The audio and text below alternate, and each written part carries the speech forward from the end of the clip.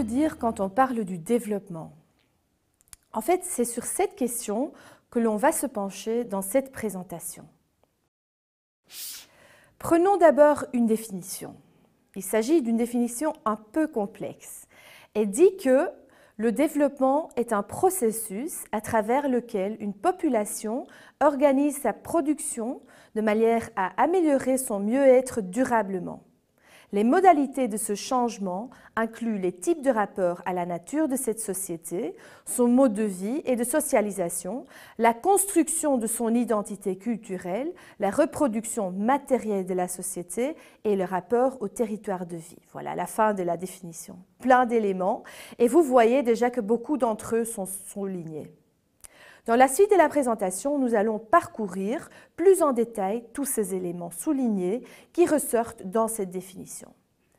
Commençons avec le premier de ces éléments, qui dit que le développement est un processus. En fait, considérer le développement comme un processus a certaines implications. Le fait qu'il s'agit d'un processus signifie que le développement se passe en interaction avec le vécu réel des sociétés. Cela signifie aussi qu'il n'y a pas d'acquis universel, identique, universellement applicable. En d'autres termes, le développement n'est pas intemporel, mais dépend des sociétés dans lesquelles il se situe. Il dépend des caractéristiques de la population. Et cela fait que le développement en tant que tel n'est pas un concept qu'on peut définir une fois pour toutes pour le monde entier. Le prochain élément est mieux-être ou bien-être. Il s'agit ici du bien-être sur le plan affectif, c'est-à-dire de pouvoir éprouver des sentiments et des émotions. Ça insère plusieurs aspects. Tout d'abord, il y a l'aspect mental, c'est-à-dire d'avoir une bonne opinion de soi-même et de s'accepter. Mais le bien-être a également un aspect physique. Il s'agit par exemple d'avoir accès à une nutrition adéquate, mais aussi la pénibilité du travail peut être un aspect important. Le bien-être au niveau social fait référence à l'inclusion dans la collectivité et un bien-être sur le plan spirituel réfère vers la quête de sens. Ces différentes dimensions sont importantes, mais il doit aussi y avoir un équilibre entre elles. Et le concept de collectivité est très important car nous vivons dans un contexte social qui influence fortement notre bien-être. Allons maintenant au concept de durabilité et essayons de comprendre ce que signifie améliorer son bien-être durablement. Lorsqu'on parle du concept de durabilité en études du développement, on fait généralement référence à la possibilité de trouver un développement qui répond aux besoins du présent sans compromettre la possibilité pour les générations futures de satisfaire les leurs.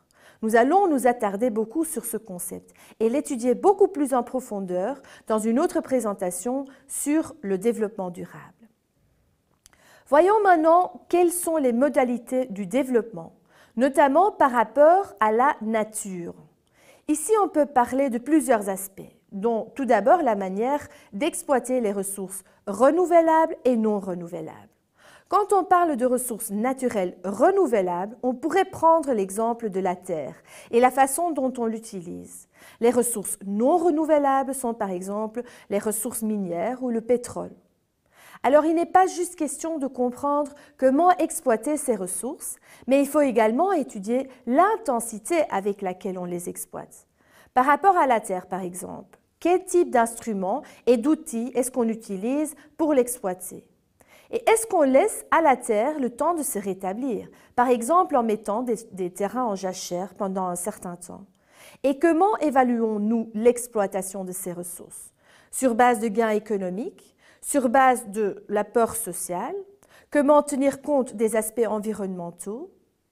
Cette évolution est l'un des points que nous aborderons plus en détail dans le cours.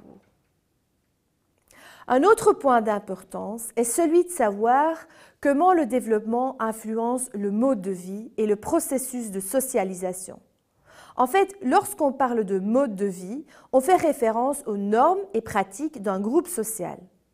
Sur quelle base jugeons-nous qu'une attitude plus qu'une autre est dérangeante ou acceptable? Un tel jugement est souvent fait sur base des valeurs qui nous sont, elles, inculpées par l'environnement ou la famille ou l'école ou les réseaux dans lesquels nous vivons. Et donc, nos comportements sont fortement marqués par les groupes sociaux dans lesquels nous vivons. Le processus de socialisation fait référence au processus d'intériorisation de ces normes. Et pour cela, les liens sociaux sont très importants dans la mesure où ce sont eux qui nous font sentir que nous appartenons à un ou à plusieurs groupes porteurs de sécurité.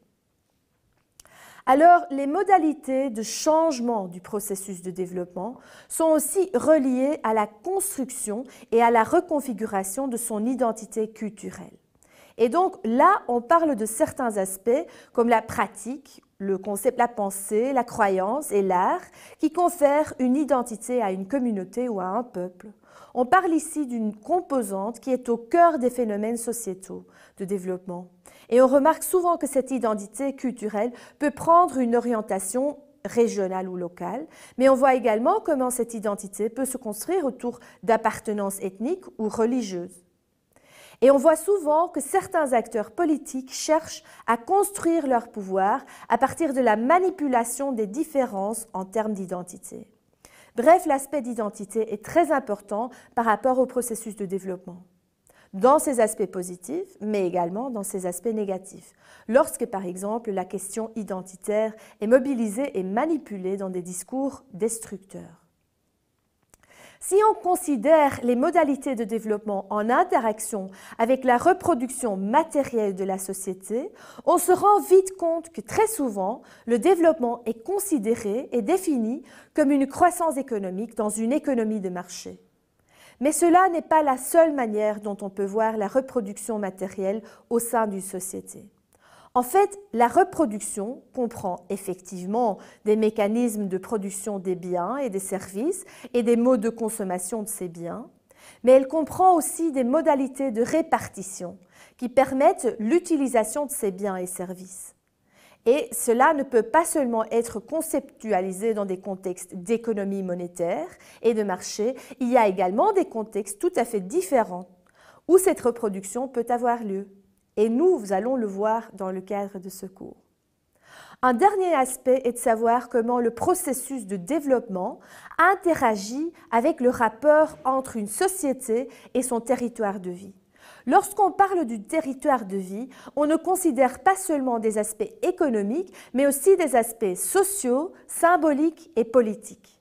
Le rapport entre une société et son territoire de vie est assez complexe. En fait, il ne s'agit pas seulement du rapport entre un individu et son espace, mais également du rapport entre les individus par rapport à leur espace.